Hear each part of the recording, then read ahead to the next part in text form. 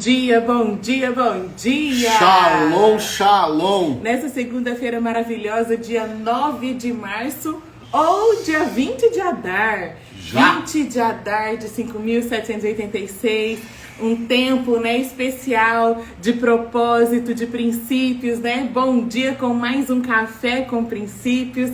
Agora que passou aí a semana da Esther, os dias, né, maravilhosos de decretos transformados, Amém. né? De maldição em bênção, porque o nosso Deus já nos deu vitória. Então, bom dia, queridos, que Deus abençoe. Depois de uma semana incrível, de um Bereshit especialíssimo. Aliás, né, foi um dia muito especial.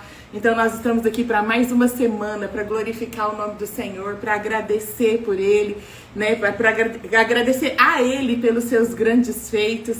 Então que você possa prosperar em todos os caminhos do Amém. Senhor. Que essa semana seja uma semana de bênção sem medida sobre a sua vida. Que seja uma semana abençoada, próspera, produtiva para a glória de Deus. Amém. E para você que está nos 40 dias de oração aí, né, do propósito, que nós começamos ontem, tem pessoas que estão começando hoje, esses 40 dias aí de caminhada profética, né, de novos decretos, que você possa viver experiências extraordinárias com o Pai, em nome de Cristo Jesus, amém? Quem ainda não viu, a oração já tá lá no YouTube, o pessoal já tá fazendo e já tá sendo bênção, porque ontem já chegou um testemunho e falei, meu Deus, a pessoa já começou já, né, com as portas abertas. Que isso, os homens tá tudo aqui hoje, ó, aqui, amém. ó. Samuel, né? Samuel, Bruno, Wilson, Maurício, quem mais? Vamos ver aí. Eu vi o Henrique. Henrique. Entrando. Meu Deus Parabéns, do céu, hein? homens. Agora sim, hein? Amém, homens. Agora Jesus volta. Tava esperando esses homens posicionar, né?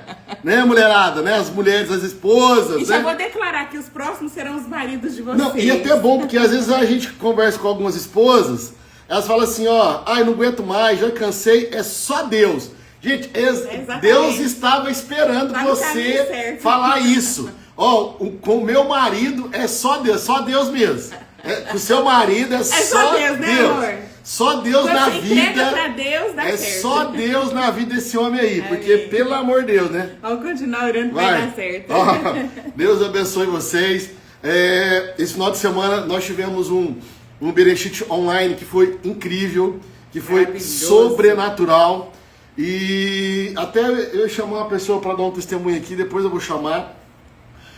Nós tivemos uma das pessoas que fizeram o Bereshit conosco, que já é a terceira vez que ela faz. Ela fez 2 vezes presencial e ela fez agora online. E foi que esse online foi o melhor de todos. Que ela teve experiência sobrenatural, que ela enxergou o que ela não tinha enxergado no presencial. Porque ela ficou muito mais focada no ensino e nas ministrações, e a presença de Deus invadiu não só a vida dela, mas a casa dela. Pastor, por que você está falando isso? Porque eu quero te incentivar, mesmo você que já fez o presencial, para você fazer essa experiência online, porque foi incrível as experiências que nós tivemos nesse Bereshit online. Óbvio que nós vamos fazer um presencial. Tem umas pessoas aí, que eu não vou citar nome, que não conseguem fazer online, que quer presencial e tal. É que quer a sua presença. Já entendi já. Quer ficar perto já. Vamos falar assim.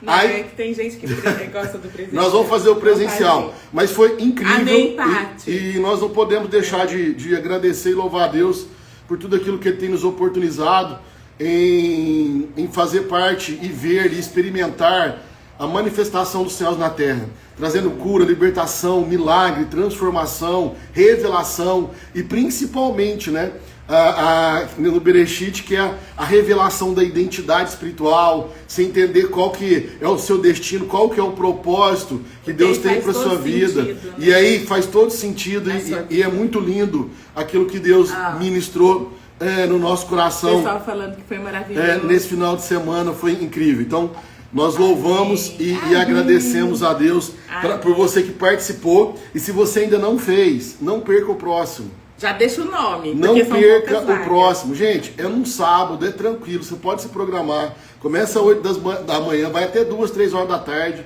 Aí você pode falar, nossa, pastor, mas é o dia inteiro, será que eu dou conta?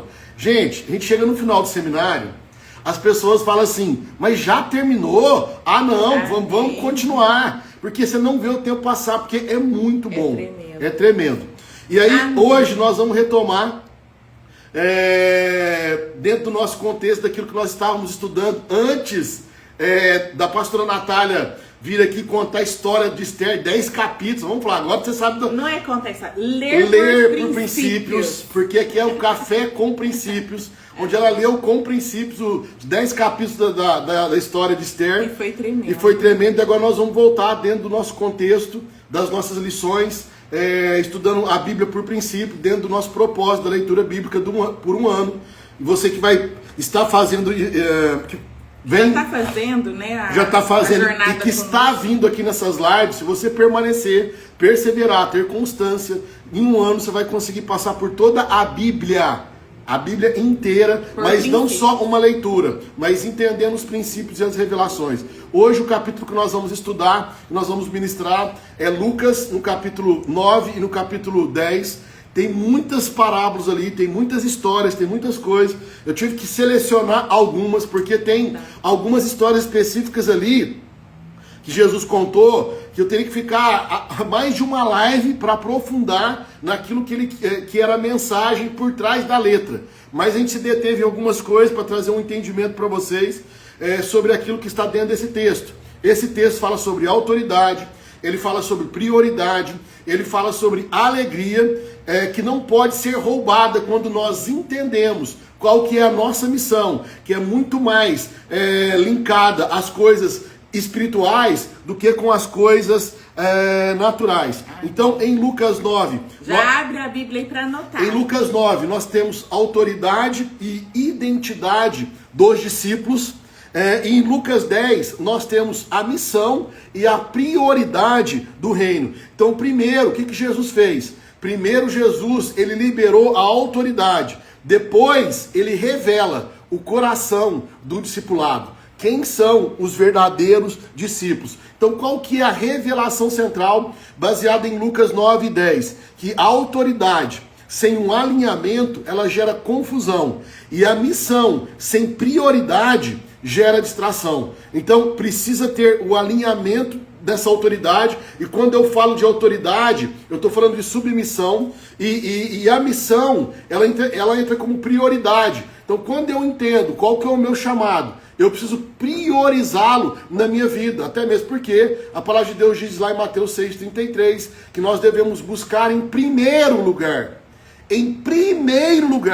o seu reino e a sua justiça. Então, Lucas 9, 1 diz assim, Jesus ele reúne os 12 discípulos e diz assim, deu-lhes poder e autoridade sobre todos os demônios e para curar enfermidades. Olha só, gente, isso aqui não é só uma delegação, não é Jesus delegando poder e autoridade. Quando Jesus ele faz isso, é uma transferência de governo espiritual. Quando você entende que ele está transferindo sobre a sua vida governo espiritual, não só aqui nesse mundo, mas principalmente nas regiões celestiais, no mundo espiritual, porque ele fala assim, que nossa luta não é contra sangue e carne, mas sim contra principados, potestades, domínios e hostes. Que nós estamos assentados em Cristo, nós que somos o corpo de Cristo, acima desses principados. Ou seja, Deus nos deu governo, Deus nos deu autoridade e poder acima dos principados e potestades. E aqui nós temos então o princípio da autoridade que vem de Jesus. Então os discípulos, eles não receberam um treinamento, eles não receberam técnicas, vamos falar assim, é assim que tem que fazer. Não, eles receberam a autoridade. O que eles receberam então, pastor? Um direito espiritual concedido por Deus para representar o seu governo. Foi isso que Deus deu para eles. Só que esse direito espiritual, essa autoridade, ela nasce e ela é liberada baseado em um princípio. Qual princípio? Submissão. Então você quer saber se aquela pessoa, ela recebeu a autoridade de Deus para fazer aquilo que ela está fazendo, você tem que ver se aquela pessoa é uma pessoa submissa. Primeiro o homem ele se submete a Deus para receber a autoridade. A mulher, ela se submete ao marido. Então, se não tem submissão, não tem como receber autoridade. Óbvio que a mulher se submete ao marido e, consequentemente, se submete ao próprio Deus. Porque sem submissão a Deus, não tem como receber autoridade para poder representar o seu governo aqui na terra. Então, qual que é o princípio? No reino, a autoridade não vem de posição, vem de quem te envia. E eu só sou enviado quando eu me submeto. Não importa qual que é o seu título nesse mundo, não importa quem você é ou deixa de ser, não importa a sua classe social, isso aqui não determina a sua autoridade no mundo espiritual. Porque a autoridade, ela não vem da sua posição desse mundo, mas ela está linkada sobre quem está te enviando para representá-lo. Então, eles não foram no próprio nome, eles foram enviados por Jesus. Por isso que quando você ora, por isso que quando eles expulsavam demônios, eles expulsavam em nome de Jesus. Não é no nome do Kleber, não é no nome da Natália, é no nome de Jesus, porque nós fazemos, a obra é dele, é por meio dele, a autoridade vem dele, é no nome dele. Nós não nos movemos por nós mesmos, por isso que nós temos que entender qual que é a sua vontade, porque a autoridade é esse direito legal. Mas o poder é a capacidade e a força para realizar algo. Mas essas duas coisas estão linkadas. Porque não adianta você querer fazer na sua autoridade ou no seu poder, porque não vai glorificar o nome do Senhor. Porque a obra é dele. Se você faz na sua autoridade, no seu poder, é para o seu nome, para glorificar o seu nome. É para as pessoas olharem para você. Aí perde o foco deixa de ser Jesus, mas é aquilo que eu estou fazendo. Vamos continuar. E ele continua em Lucas 9:3. Não leveis nada para o caminho. Olha só, princípio da dependência. Sem bolsa, sem dinheiro, sem provisão. Por quê? Porque Deus queria gerar dentro deles confiança. Confiança. Sabe por que muitas vezes nós não confiamos ainda em Deus totalmente? Porque existe ainda dentro do nosso coração um medo de confiar totalmente no Senhor. Então quem carrega, qual que é o princípio baseado nisso? Quem carrega a missão precisa aprender a depender de Deus.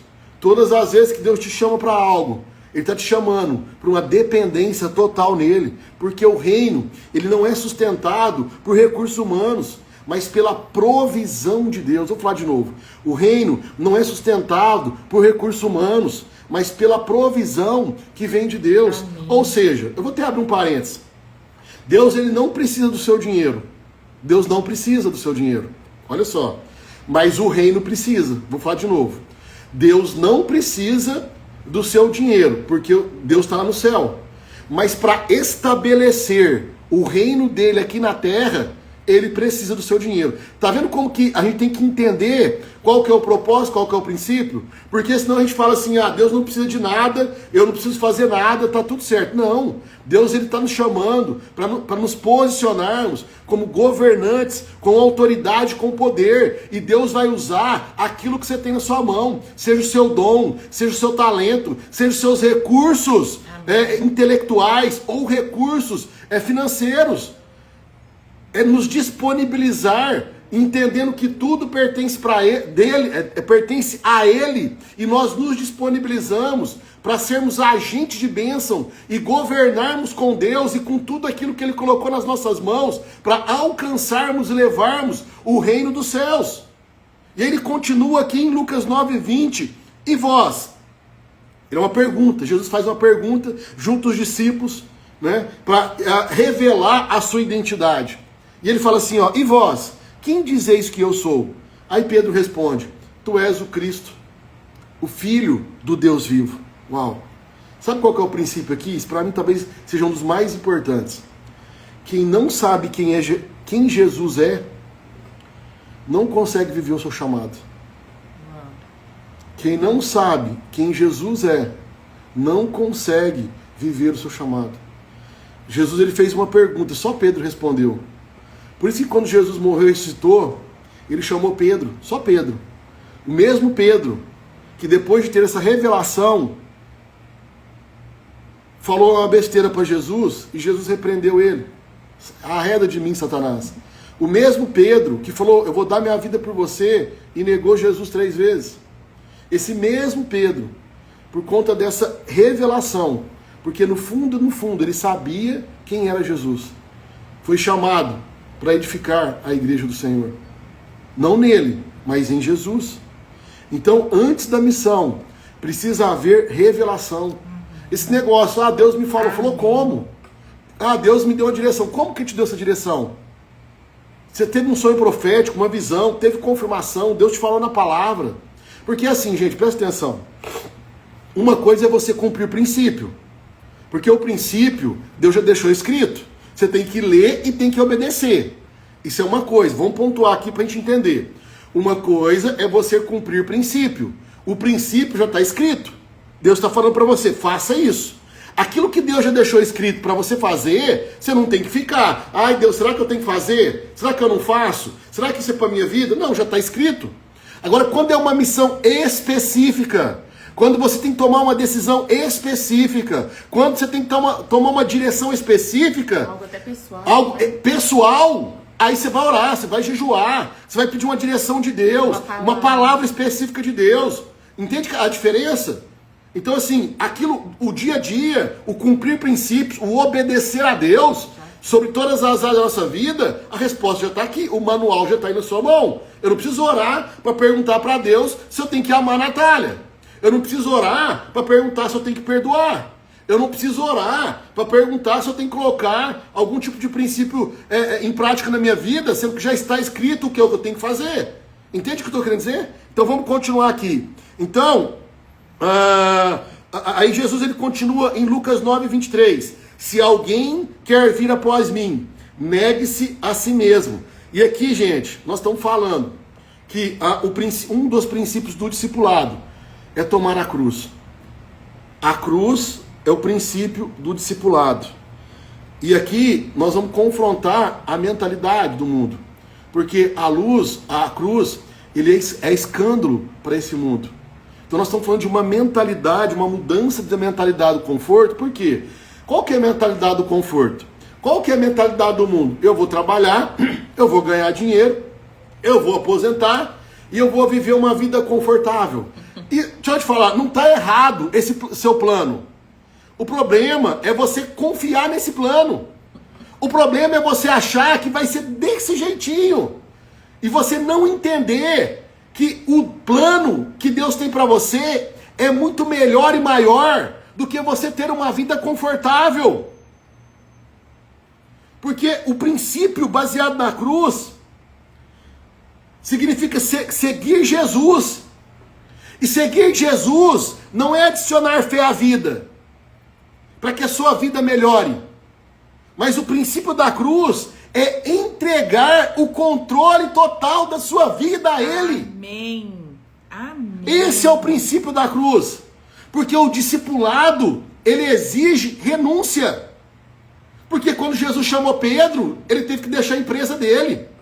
Ele não levou o barco junto. Ele não voltava lá para pescar todos os dias. Ele teve que renunciar à empresa dele. Para andar com Jesus, para seguir Jesus, para aprender com Jesus. Porque esse é o discipulado. Esse é o verdadeiro discipulado. É andar com pessoas. Porque às vezes a gente acha que o discipulado é ir na igreja, assistir um culto. Você nunca vai ser discipulado por alguém que não anda com você, que não sabe nem seu nome, não sabe nem seus problemas, não sabe nem o que você precisa. O verdadeiro discipulado é andar junto. E muitas vezes nós não queremos ser discipulados porque nós não queremos ser confrontados, nós não queremos transformação, nós não queremos mudança.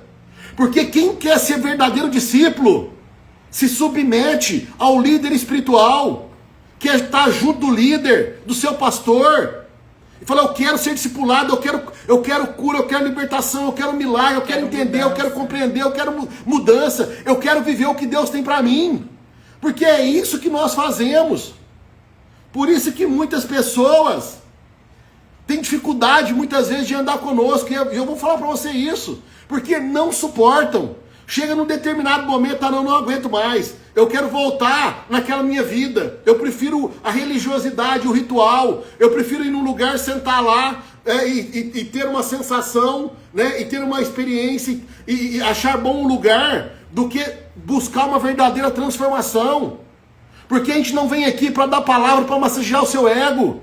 Nós viemos aqui porque nós temos uma missão de pastorear, de mentorear e discipular, para que a sua vida seja transformada, impactada, para que através da sua vida outros sejam transformados e impactados.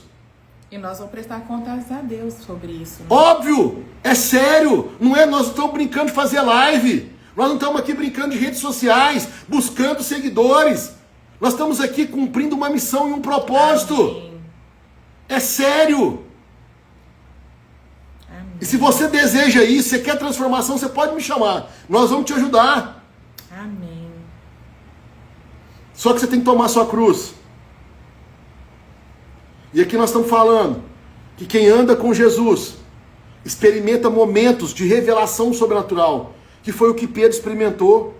Mas essa experiência é muito mais profunda. Aí nós temos aqui a transfiguração na sequência. Jesus ele sobe para o monte. Aí ele convida Pedro, João e Tiago. E ali ele manifesta a sua glória no monte. Só que essa experiência do monte, ela não substitui a missão que você tem no vale. A montanha é boa, o monte é bom, a experiência é boa, mas a missão está lá embaixo. A missão é lá no vale. Porque a glória, ela só te fortalece para você servi-lo melhor. E aí nós temos a presença de Moisés e a presença de Elias ao lado de Jesus. E aqui nós estamos, essa transfiguração, ela simboliza algo muito importante, que é algo inseparável. Moisés, Jesus no meio e Elias.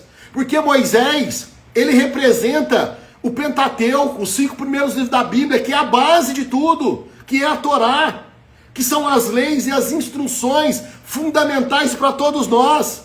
Elias representa os profetas e os escritos, é a voz profética. E Jesus, o Messias, aquele que conecta e dá vida a ambos. Então nós temos Moisés, que representa o sacerdote, aquele que guarda a lei. Nós temos Elias, o profeta, aquele que traz a revelação. E nós temos o rei, que é Jesus, que governa com sabedoria e realiza todas essas coisas. Então Moisés, ele simboliza a instrução, ele simboliza a própria Torá, ele é a base legal, é a base ética que nós precisamos. Sem Moisés, a fé, ela perde o seu molde e a sua estrutura. É a mesma coisa de tentar entender o final de um livro sem você ler o início dele. É impossível você ler o final do livro, tentar entendê-lo, se você não consegue ler o início. É impossível você entender o Novo Testamento, se você não ler o Velho Testamento, porque eles estão conectados. Moisés, ele aparece para validar que Jesus não está abolindo a lei, mas é a própria personificação dela. Elias, ele representa o movimento profético, a restauração espiritual que Jesus estava promovendo. E aí, por isso que ele fala sobre arrependimento, por isso que João Batista fala sobre arrependimento, porque o espírito de Elias estava sobre ele. Arrependei-vos, porque está próximo o reino dos céus. E a presença de Jesus é o cumprimento das visões e promessas feitas aos profetas do Antigo Testamento. Jesus, ele continua, agora no capítulo 10, para a gente finalizar, falando sobre missão, falando sobre prioridade. Agora Jesus, ele amplia o envio, não é apenas 12, agora já são 70, e aí ele envia de 2 em 2, né? Olha, Lucas 10, 2, Lucas 10, 1, enviou de 2 em 2, Lucas 10, 2, a seara é grande, mas poucos são os trabalhadores. Gente, olha que princípio poderoso. O problema do reino nunca foi a falta de colheita. A colheita é abundante. Sabe qual que é a questão aqui? é a falta de trabalhadores. Mas a missão principal é ir de fazer discípulos.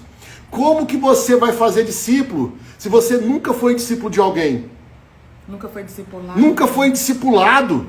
Entende como que nós estamos desviados do nosso objetivo, do nosso propósito? É isso. O campo está pronto. Mas o desafio é levantar verdadeiros discípulos, verdadeiros trabalhadores do reino, para essa seara que está pronta. E aí Jesus ele envia esses discípulos.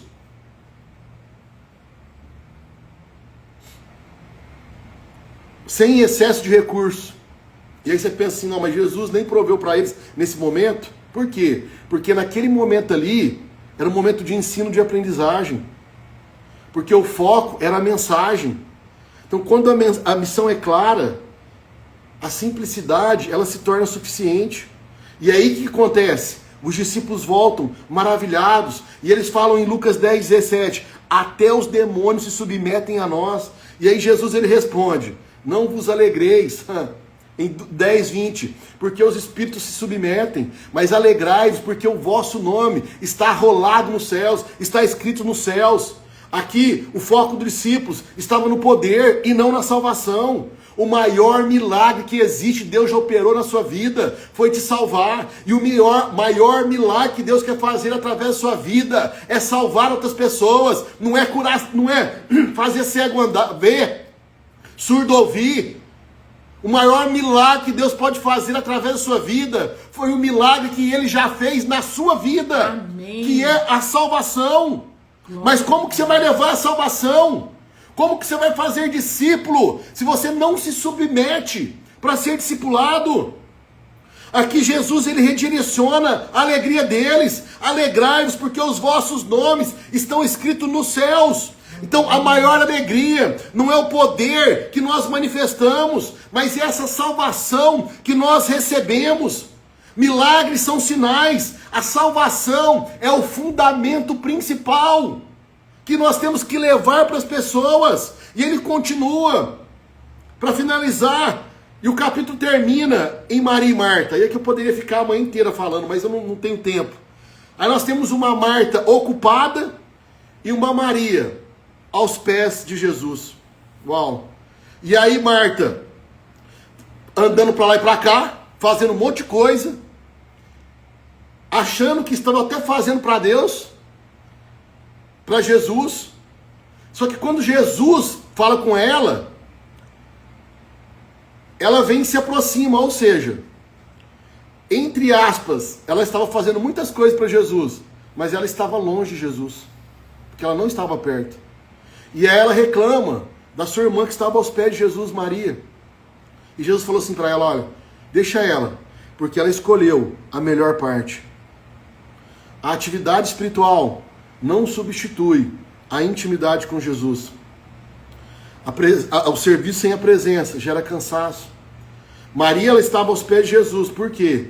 Porque na cultura judaica, todas as vezes que o mestre começa a falar, os discípulos sentavam-se aos seus pés para ouvir. Qual que é a mensagem que Maria estava passando nessa cena? Jesus, eu quero ser sua discípula. Contrariando toda a regra, porque nem poderia mulher ser discípula naquela cultura. Mas foi a mensagem. E Jesus falou assim, não será tirado de você a sua escolha. Quando você decide, quando você se posiciona, Deus sustenta o seu posicionamento nele.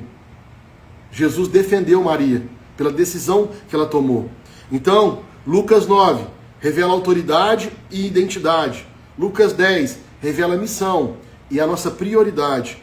No capítulo 9, ele nos ensina quem você é em Cristo. Mas no 10, ele nos ensina como viver em Cristo. Amém. E é isso que nós estamos falando, sobre identidade e sobre destino. Amém. Sem identidade, a missão fica confusa. Sem prioridade, a missão se torna desgastante.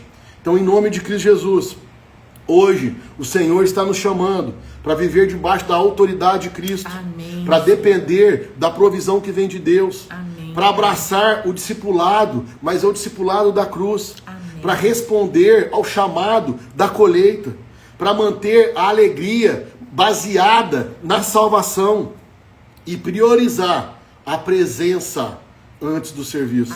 Porque o reino não precisa apenas de trabalhadores, precisa de discípulos alinhados com a sua vontade.